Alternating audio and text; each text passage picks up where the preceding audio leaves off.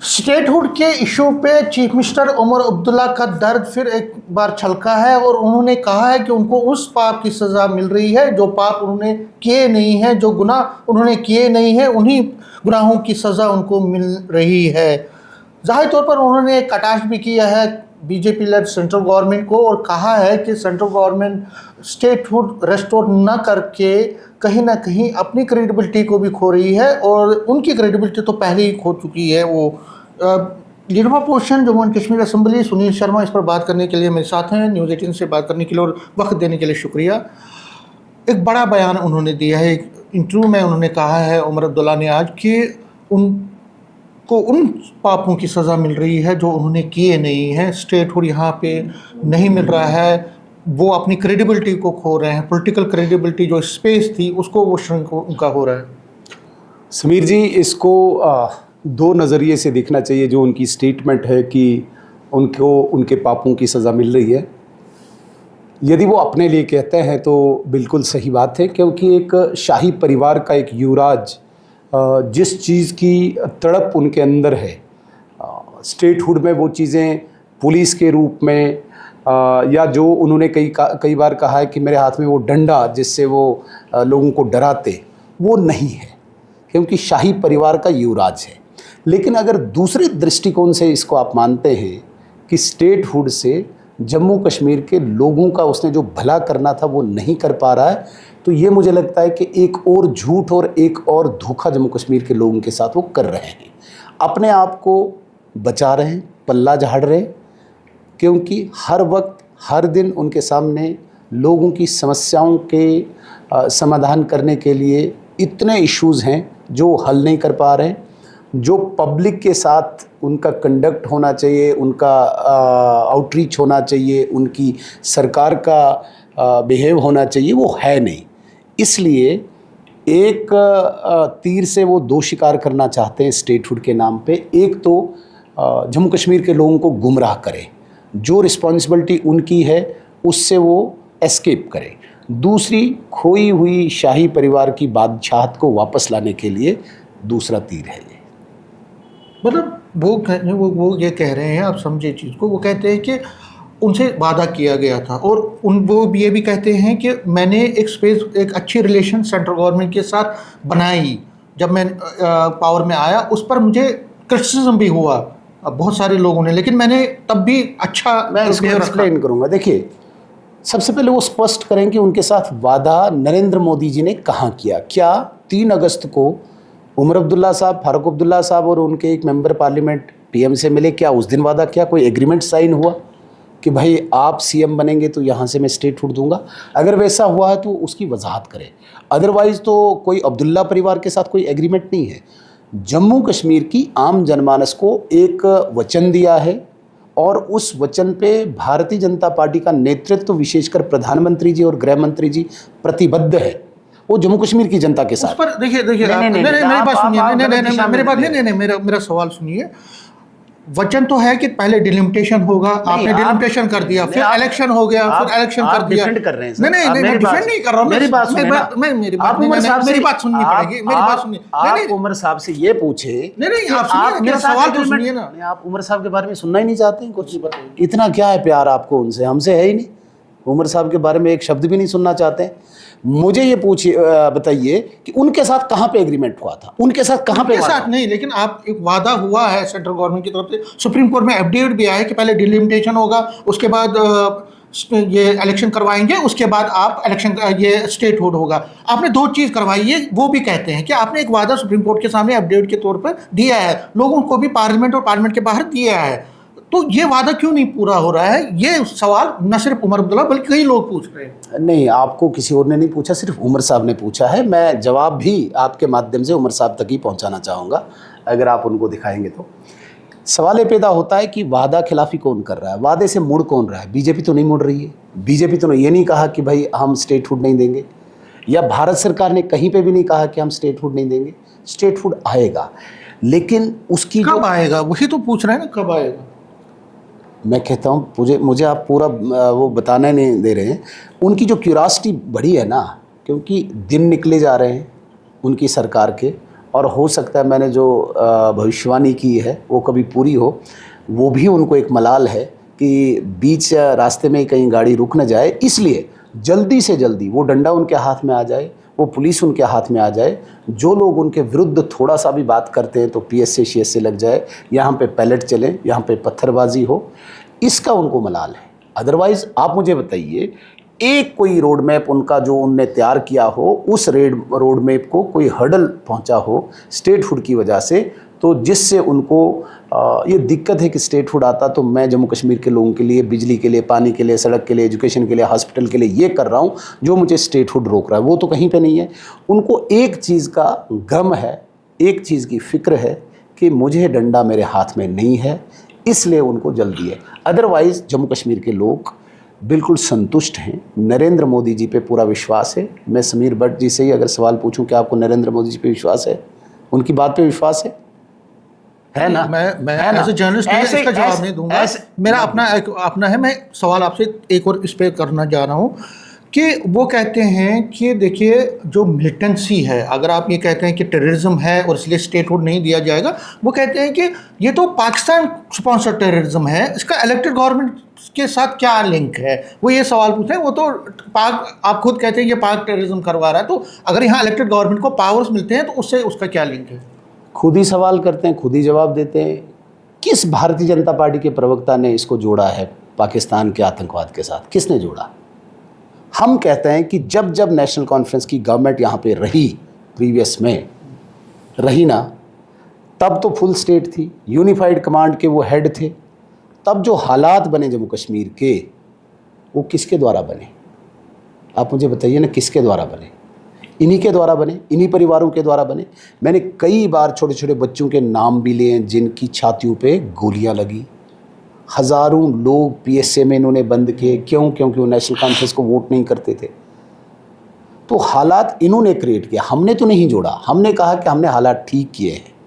और मैंने कई बार कहा है कि जम्मू कश्मीर की परिस्थितियों के स्टेक होल्डर्स बहुत लोग हैं, उसमें काफ़ी संवैधानिक संस्थाएं हैं, उनकी भी एक रिपोर्ट मैटर करती है। उसके बाद भारत सरकार एप्रोप्रिएट, उचित समय पे वो फैसला लेगी। यही अप्रोप्रिएट टाइम का उमर अब्दुल्ला कहते हैं कि ये अप्रोप्रिएट टाइम क्या होता है कि आप एक गोल पोस्ट पे मैराथन चल रही है, वो ये कहते हैं मैराथन चल रही है, 42 किलोमीटर आपने दिया है टारगेट, जब वहाँ तक पहुँचने की कोशिश करें फिर दोबारा से चेंज कर। जितना आप लोग, चाहे मीडिया है चाहे उमर अब्दुल्ला है, इस स्टेटहुड पे घुमाता रहेगा, हम बिल्कुल भी नहीं इसमें आएंगे। हम कहेंगे कि भाई तुमने जो वादे किए उन वादों पे आ जाओ। सवाल हम पूछ रहे हैं बिजली कब दोगे? स्टेटहुड। सवाल हम पूछ रहे हैं पानी कब दोगे? स्टेटहुड। सवाल हम पूछ रहे हैं 10-12 सिलेंडर कब दोगे? स्टेटहुड। सवाल हम पूछ रहे हैं 1 लाख नौकरियां कब दोगे? स्टेटहुड। भाई आपने जो करना है वो स्टेटहुड के इर्द गिर्द। इसका वो पूछ रहे हैं कि उनसे ज़रा पूछ के बताइए कि आप लोग कह रहे हैं एम्प्लॉयमेंट नहीं दे रहे हैं, आप कह रहे हैं बिजली, जब आप 12 साल से यहाँ नरेंद्र मोदी सरकार है, LG एडमिनिस्ट्रेशन भी आपके अंडर, मतलब सेंट्रल गवर्नमेंट के अंडर है, आप लोगों ने 2 करोड़ जो नौकरियाँ हैं क्या वो दी? क्या 15 लाख उनके खाते में, लोगों के खाते में चले गए? कितने डेलीवेजर्स को आपके दौर में रेगुलराइज किया गया? ये सवाल वो पूछते हैं। वो कहते हैं जब 12 साल में नहीं हुआ, 2 सालों में आप सवाल हिसाब मांगने लगे। जवाब देंगे ना। पहले आपका मैथमेटिक्स, गणित ही खराब है सबका। मुझे समझ ही नहीं आता कौन से 12 साल गिन रहे हैं आप जम्मू कश्मीर में भारतीय जनता पार्टी के। भारतीय जनता पार्टी एक अलायंस में रही है, 3 साल पूरे नहीं किए हमने, वो भी छोटा अलायंस था हमारा, 3 साल नहीं किए। 3 साल को आप 12 साल बना रहे हैं, चलिए वो अलग बात है। मुझे बताइए, हमारा जो संघीय ढांचा है जिसे हम फेडरल स्ट्रक्चर कहते हैं, उसमें जो भारत सरकार का काम है वहाँ पे कौन सी कमी आई है जम्मू कश्मीर को लेके? कहाँ पे कमी आई है जो भारत सरकार ने करना था, चाहे सुरक्षा को लेके चाहे विकास को लेके? आज आप ये सड़कें देख रहे हो, ये केवल और केवल इन 12 सालों की देन है। आज आप पेंशन देख रहे हो, ये 12 सालों की देन है। आज आप उज्ज्वला गैस योजना के तहत सिलेंडर देख रहे हो, ये 12 सालों की देन है। चले छोड़िए, आप 15 लाख की बात करते हो। मैं अभी कुछ दिन पहले सुपर स्पेशलिटी में किसी को देखने गया था, तो बाय द वे वहाँ पे डॉक्टर से बात हो रही थी। उनने कहा कि पता नहीं, एग्जैक्ट टाइम नहीं मुझे पता है, 40 करोड़ की लाइबिलिटी उनकी बनी हुई है इंश्योरेंस कंपनीज़ की। वो किन के हैं? वो गरीबों के हैं। उमर अब्दुल्ला साहब जिस खानदान से निकले हैं उन्हें उस गरीबी का एहसास नहीं है जिस गरीब को 2 लाख का इलाज सुपर स्पेशलिटी में हुआ है, 5 लाख का इलाज हुआ है। मीन्स मेरे कहने का मतलब है कि जम्मू कश्मीर में जो भी 3 सदस्यीय परिवार है उसके घर में 15 लाख पहुँचे हैं, जो 5 सदस्यीय परिवार है उसके घर में 25 लाख पहुँचा है, और जो 8 सदस्यीय परिवार है उसके घर में 40 लाख पहुँचा है। वो किसी को खबर ही नहीं। हर घर में, मुझे लगता है उमर साहब के घर में भी पहुँचा होगा, क्योंकि फारूक साहब का भी अलग 5 लाख का है इंश्योरेंस, अलग उमर साहब का वो कौन दे रहा है? भारत सरकार दे रही है ना, सरकार दे रही नहीं दे रही है। तो आप 15 लाख का कैश ढूंढ रहे हो, वो कहाँ से लाएंगे? किसी न किसी तरीके से तो देना है। हम आपको पेंशन नहीं गिन रहे हैं, हम आपका सिलेंडर नहीं गिन रहे हैं, हम आपका दूसरा कोई योजना नहीं गिन रहे, हम डायरेक्ट जो बेनिफिट जम्मू कश्मीर के लोगों को देख रहे हैं, जिसमें सिर्फ बीपीएल नहीं, ओवरऑल लोगों का हर घर में 25 लाख 30 लाख पहुंचा दिया है इंश्योरेंस के माध्यम से। नहीं तो गरीब ज़मीन बेचता था, गरीब कोई माल मवेशी बेचता था, इलाज करता था। आज उसके पास कार्ड है, उस कार्ड में 5 लाख है, और मेरे घर में 4 सदस्य हैं तो 20 लाख है, और कोई बार नहीं रखा है हमने कि सिर्फ बीपीएल को देना है। तो ये 12 सालों की ही देन है भारत सरकार की। यहाँ पे जम्मू कश्मीर में भारतीय जनता पार्टी 2015 मार्च से लेके 2018 जून तक रही है, उसमें भी 3 महीने बीच में मिस हुए थे जब मुफ्ती मोहम्मद साहब का इंतकाल हुआ था। तो आप गिन रहे 12 साल, ये मैथमेटिक्स उनका ख़राब था, आप अपना क्यों ख़राब कर रहे हो? आपने ये कहा कि आपने कई उपलब्धियां गिनाई। वो कहते हैं कि देखिए आप हिसाब लीजिए, 5 साल में आप अपना हमारा हिसाब लीजिए, लेकिन उससे पहले जो आपके अपने वादे थे जो सेंट्रल गवर्नमेंट के, वो पूरे होने चाहिए, ये उनका है। इसके साथ एक और एलिगेशन उनका ये है कि आप लोग पीडीपी जैसी पार्टीज़ को एक तरह से प्रमोट कर रहे हैं, उनको एनकरेज कर रहे हैं, उनके साथ आपकी सांठगांठ है, एक अलायंस है, ताकि नेशनल कॉन्फ्रेंस को किसी न किसी तरह से कमज़ोर करे। और जो एफआईआर इल्तिजा मुफ्ती पे भी अभी लगाया गया है, वो भी बीजेपी के कहने पे हुआ, ताकि वहाँ पे नेशनल कॉन्फ्रेंस की क्रेडिबिलिटी को ख़राब किया जाए और उनको आगे बढ़ाया जाए। बीजेपी ऑफिस में एफआईआर लगा क्या? वो तो पुलिस स्टेशन में लगा। पुलिस इंडिपेंडेंट है, वो किसको एफआईआर लगाती है, किसको नहीं। अब किस एफआईआर से एनसी को फ़ायदा होता है, किस एफआईआर से उनको नुकसान होता है, ये एनालिसिस बीजेपी तो नहीं करेगी, ये खुद करें, हमें क्या लेना देना। पुलिस एक ऐसी संस्था है जो क्राइम करेगा, जो जिस प्रकार की भाषा का उपयोग करेगा उस प्रकार का वो अपना एक्शन लेते हैं। हमें क्या लेना देना किसी से, ना हमें पीडीपी से कोई लेना देना, ना कोई एनसी से लेना देना। दोनों परिवारों ने जम्मू कश्मीर के गरीबों का खून चूसा है। दोनों परिवार जम्मू कश्मीर के गरीबों के कातिल हैं, विशेषकर कश्मीरियों के, उन कश्मीरी गरीब बच्चों के जिनके हाथों में उन्होंने बंदूक थमाई थी, जिन कश्मीर गरीब बच्चों के हाथ में उन्होंने पत्थर थमाया था, उनके वो दुश्मन हैं। हमारे लिए एक सिक्के के 2 पहलू हैं।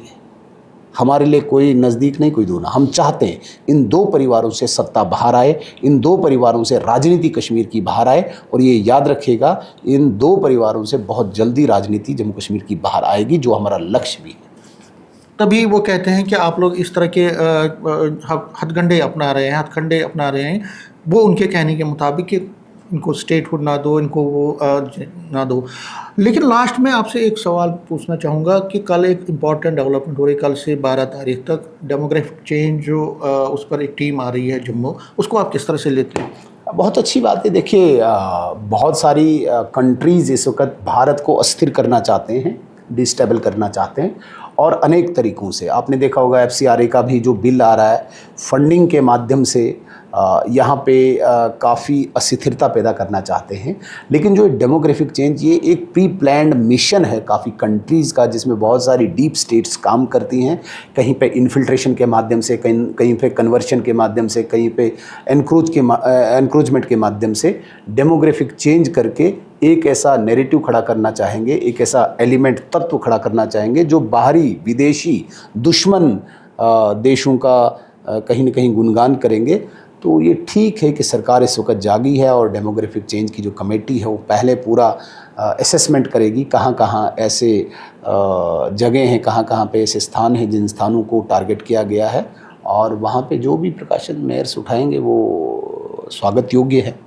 न्यूज़ 18 से बात करने के लिए शुक्रिया। नेटवर्क 18 के लिए मैं समीर भट्ट।